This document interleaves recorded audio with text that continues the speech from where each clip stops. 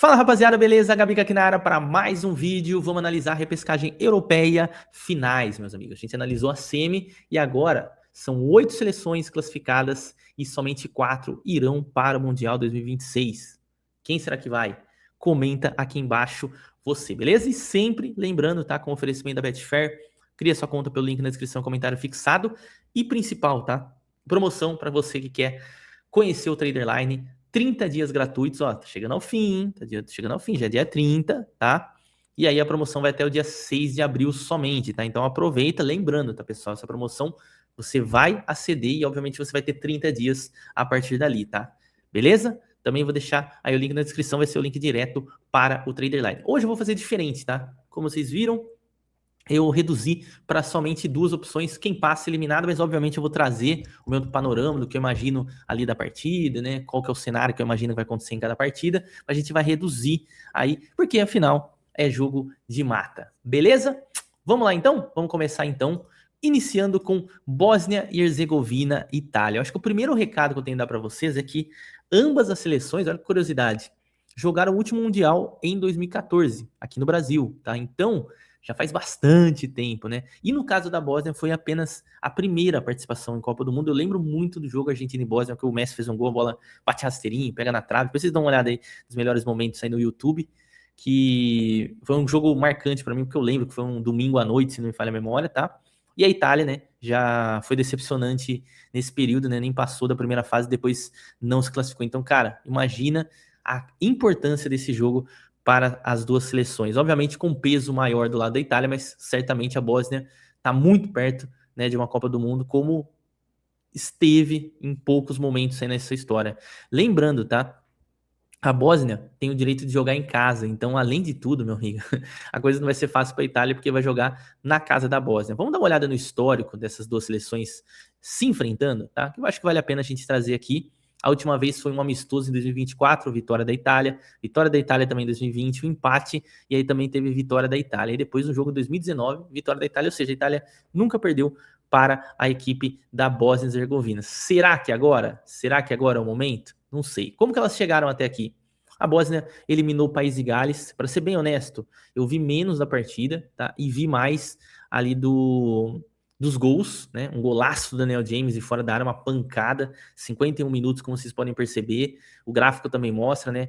A País de Gales jogando dentro de casa foi mais dominante no primeiro período, e aí depois, a partir do gol, a Bósnia foi para cima, empatou com ele, né? O interminável de dizer, para mim, tá? Jogador extremamente subestimado, tá? Mesmo com, acho que tá com 39, 40 anos, deixa eu ver aqui, foi de cabeça o gol dele, né, no escanteio, 40 anos, ele já bateu 40 anos, então pode ir para um Mundial, que provavelmente deve ser a sua última temporada, mas ele estava fazendo gol com frequência ali no Schalke. Aí depois eu vi os pênaltis do Demirovic, né, que é um jogador que eu elogiei bastante, acabou errando, né, mas do lado do Gales, nossa, o Brennan Johnson, ex-Tottenham, meu Deus, isolou, e depois o Neco Williams, ex-Liverpool, que é do Nottingham Forest, e hoje acabou perdendo.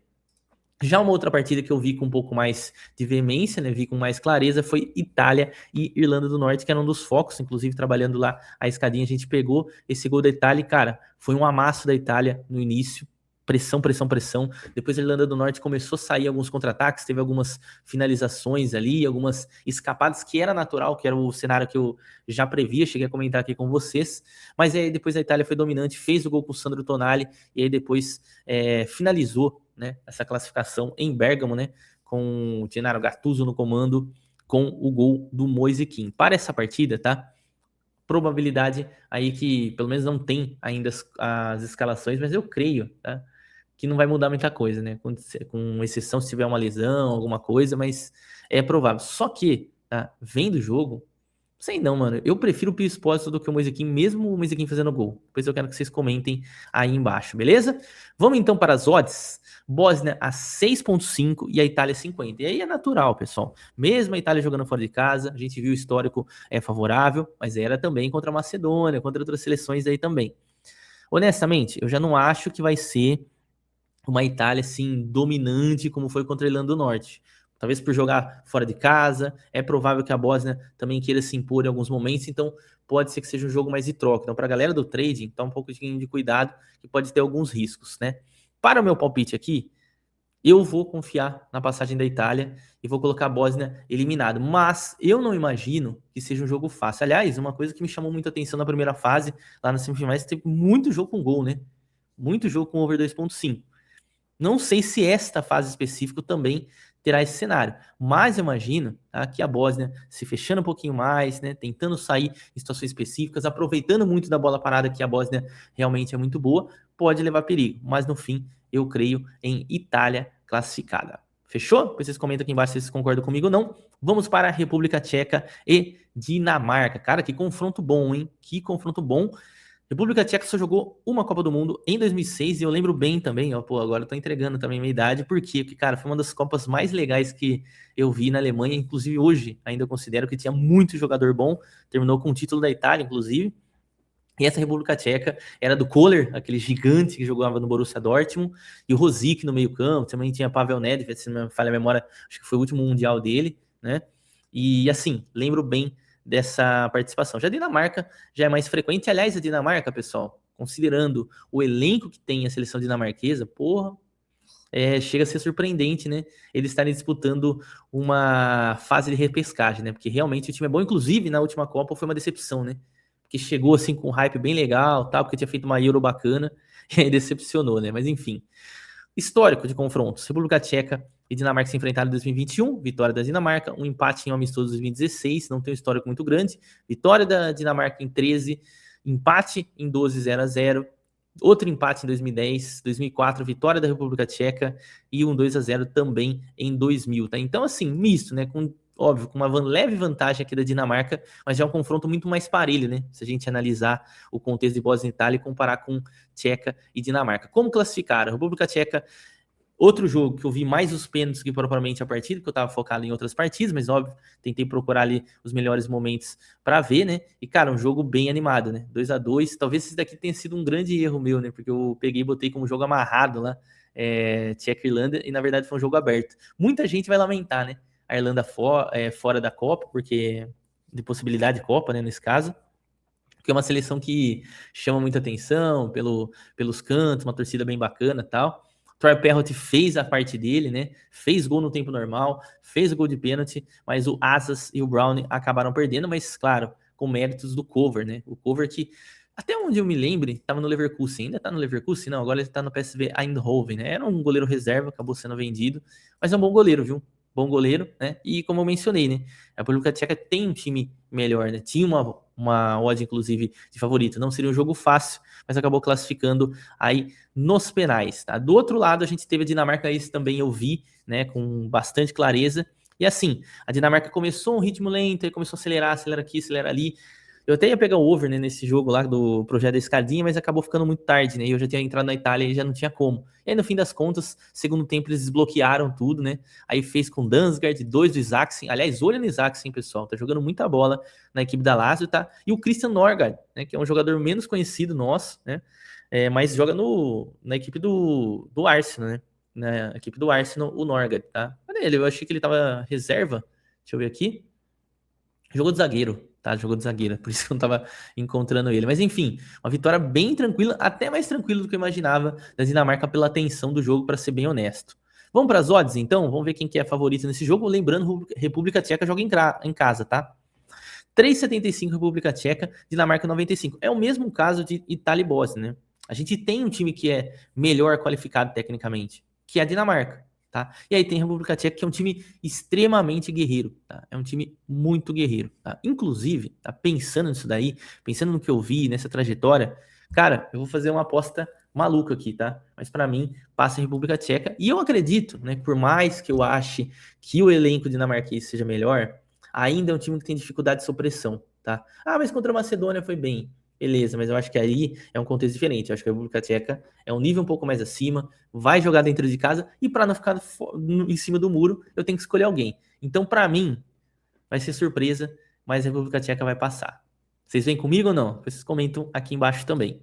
Vamos para Kosovo e Turquia. Cara, Kosovo também, uma seleção que pode jogar seu primeiro Mundial. Lembrando que, cara, não sou professor de história, acho que até comentei um pouquinho disso lá nas semifinais, mas Kosovo também foi um time, um país, né, que teve uma dissolução, demorou para ter independência, coisa e tal. Inclusive, Tem jogadores de outra seleção, como por exemplo na Suíça, Hernan Shaqiri, Granit Xhaka, poderiam jogar por Kosovo, para vocês terem ideia. E ainda assim, né, tem um time relativamente bom, né? Vamos depois a gente olha o histórico de Kosovo e Turquia. Mas ó, passou da Eslováquia, cara, e esse também foi um outro jogo, que eu imaginava um jogo amarrado, porque geralmente Kosovo é um time que se fecha mais e o jogo abriu, né? E principalmente por conta daquela parada, cara. Quando tem um gol cedo, meu amigo, eu acho que muda totalmente a análise, tá? E aí, Phoenix Aslan, que eu comentei com vocês, não sei se vocês conheciam ou não, mas do Hoffenheim foi lá, marcou gol. O Martin Voivoda, que também, eu até esqueci de mencionar ele nas semifinais, mas é um jogador que tá jogando muita bola no Como, tá? Jogando um pouco mais adiantado, né? Nem joga como lateral, apesar que aquele também joga como ala, né? Falei bastante do Vedá Muriqi, que é um jogador que muitas vezes acaba não fazendo gol, mas é aquele cara para brigar ali na frente. E no fim das contas, né? O Kosovo acabou vencendo e vencendo de virada, né? Começou 1-0, foi 1-1, né? Com a Eslováquia, tomou 2-1, já na volta do intervalo, fez o 2-2, 3-2, 4-2, aí depois tomou um gol no finalzinho, 4-3, realmente um jogo maluco. E a Eslováquia é aquilo que eu falei, pessoal. É um time um pouco mais limitado, na minha visão, por isso que eu imaginava que daria jogo aqui, mas eu imaginava que daria um jogo amarrado, né? Seguindo, a gente tem a Turquia, isso também, eu até peguei a escadinha aqui da Turquia, cara. Foi um jogo onde a Romênia, assim, quando desceu, cara, aí desceu com perigo, tá? Com menstruação. Caramba, mano, e bola na trave e tal. Só que, como vocês podem perceber, teve um volume mínimo, né? Mínimo, ou seja, precisaria fazer o gol em uma das oportunidades. Acabou que teve uma bola no travessão, mas não teve essa oportunidade de marcar, né? Acabou definindo. Aí depois, no fim das contas, o Kadıoğlu fez o gol, que eu mencionei também para vocês no Brighton, né? Que era mais um meio-campista, ele acabou virando um lateral esquerdo, né? Um jogador mais ambidestro e tal, e vem jogando nessa posição, vem jogando bem. E um passe maravilhoso do Arda Güler. Quem não viu o gol, veja. E depois, eu achei até que a Turquia pecou em não fazer o segundo, tá? Porque poderia correr o risco ali de tomar aquela bolinha malandra e aí depois o jogo ia virar uma tensão danada. Achava até que pela qualidade da Turquia teríamos uma vantagem maior, mas acabou ficando nisso. Confronto direto. Kosovo perdeu da Turquia em 2017, 4-1. Perdeu em 2016, 2-0. E perdeu também no amistoso 14, 6-1. Só que, pessoal, vale a pena mencionar. Esse Kosovo 17, 16, 14 era um time bem mais enfraquecido e com bem menos nomes do que essa nova geração que a gente tem agora. Tá? Então tem bons jogadores. Aliás, Kosovo joga em casa, tá, pessoal? Em Pristina, em Kosovo, tá? Então tem essa vantagem por aqui. E vale a pena mencionar, como eu não falei da Turquia, a última Copa da Turquia foi em 2002. Isso mesmo, aquela semifinal que eles perderam no Brasil, aquele ó, golzinho do Ronaldo Fenômeno de bico, foi o último jogo em mundiais da equipe da Turquia. Que loucura, né? Porque se a gente olha o nível técnico que a gente observa nessa geração da Turquia, você fala, cara, deve ter jogado a Copa passada, ou 2018, que seja. Não, faz muito tempo. Inclusive foi uma campanha histórica, né? Eles foram terceiro lugar, né? Que depois caíram a semifinal, disputaram o terceiro lugar e conseguiram ser terceiro. Loucura, né, velho? Odds. Obviamente, Turquia favorita. Eu acho que é a mesma situação de Dinamarca e República Tcheca, que 1,80, o time com melhor qualidade técnica, apesar de Kosovo também ser um time muito bom, 3,50. 3,50 Kosovo, Turquia 1,8. Certamente vai ser um jogo que, em cenário, tá? Eu acho que vai ter uma igualdade. Não acho que vai ser como foi a última partida aqui da Turquia contra a Romênia, onde vai ter somente um time atacando. Não. Eu acho que o Kosovo vai se expor em algumas situações. Se sair um gol cedo, esse jogo abre, senão ele vai ficar um jogo um pouquinho mais truncado. Aqui, pessoal, sinceramente, eu vou do lado da qualidade. Por mais que também não seria assim, uma grande surpresa que o Kosovo classificar jogando dentro de casa, fazendo essa campanha histórica e tal. Mas eu vou do lado da Turquia, principalmente porque, eu não vou mentir para você, estou torcendo muito para ver a Turquia na Copa, porque eu acho que vai trazer muito mais entretenimento para o Mundial e eu gosto de ver as grandes seleções do Mundial, tá? Então, esse é meu palpite para quem passa. Por último, vamos de Suécia e Polônia. Cara, jogão, hein? Jogão, jogão, jogão. Vamos começar aqui do início. Suécia, último Mundial 2018, tá? Então não faz tanto tempo assim. Inclusive foi eliminado para a Inglaterra nas quartas de final, oitavas de final, algo assim. Polônia jogou o último Mundial, né? 2022, tá? Aliás, eu tinha colocado, né, que a Polônia poderia se complicar e tal. Chegou a se complicar naquele estilo que eu falei para vocês da Albânia, né? Que era aquele ataque direto, tá? Depois a gente vai trazer ali no jogo. Mas aí depois acabou conseguindo a virada. H2H dessas duas equipes. 2-0 Polônia em 2022, tá? Também vitória da Suécia em 2021, 3-2. 2-0 Suécia em 2003, 3-0 Suécia em 2003, aí já eu acho que era uma diferença técnica muito maior do que é hoje. 2-0 Suécia em 99, vitória da Suécia, vitória da Polônia aqui numa Copa do Mundo 74 depois. Então, assim, o histórico nos mostra que a Suécia é um time mais dominante, uma seleção mais dominante diante da Polônia, tá? Vamos dar uma olhada aqui nos confrontos como foram? A Suécia venceu a Ucrânia e, cara, criando muita oportunidade mesmo, tomou um gol aos 90 minutos da Ucrânia, e assim, gol cedo, né? Gol cedo, com certeza tirou toda a atenção, e show do Viktor Gyökeres, 9.2 a nota dele no SofaScore, e golaço, arrancada, pênalti sofrido, realmente foi assim, uma baita atuação individual aí do Viktor Gyökeres contra a seleção ucraniana, que, como eu mencionei para vocês, eu esperava uma classificação sueca, porque é um time que joga em Valência, joga fora, né? Já não tem tantas estrelas assim, sabe? Então, acho que é um time mais limitado. Do outro lado, a gente teve a Polônia, como eu comentei, não foi jogo fácil, tá? Teve, obviamente, a maioria das chances criadas teve, mas ele depois tomou um gol aos 42, inclusive falha do Bednarek, né? Elogiei o Bednarek falhou lá no lançamento, gol da seleção da Albânia, e aí é sempre complicado estar contra essas, atrás do placar, né, de uma seleção que realmente está ali para contra-atacar, né? Que aí você vai ter que se expor ainda mais, mas aí a Polônia foi madura, e gol das duas estrelas, né? Lewandowski e o Piotr Zielinski, que aliás voltou a jogar muita bola com o Christian Kivo na Internazionale, né? Inclusive vencendo titular em alguns momentos desta temporada. Vamos para as odds? Odds aí, lembrando, tá? Quem joga em casa esse confronto é a Suécia. Odd de 1,95 da Suécia, 3,5. Quem será que passa, hein? De um lado, Viktor Gyökeres, do outro, Robert Lewandowski. Lembrando que o Alexander Isak segue lesionado, tá? Para mim, pessoal, nenhuma das duas equipes, tá? Elas têm um jogo coletivo bom, tá? Eu acho que vai muito de, tipo assim, pegar um dia muito bom do Gyökeres ou pegar um dia muito bom do Lewandowski, do Zielinski, e aí conseguir decidir jogo, tá?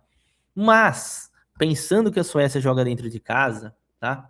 Eu acho, inclusive, um time mais interessante. Esse time da Suécia tem mais para entregar.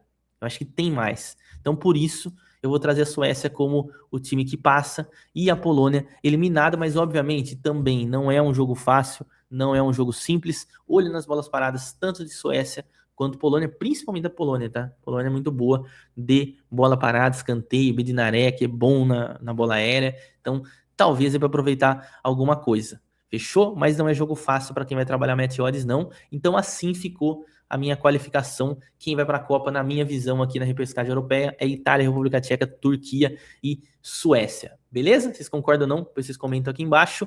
Lembrando, para vocês aproveitarem aí a promoção da Betfair, nossa patrocinadora, com o Traderline no 30 dias grátis. Link no comentário e na descrição. Valeu? É isso e tamo junto.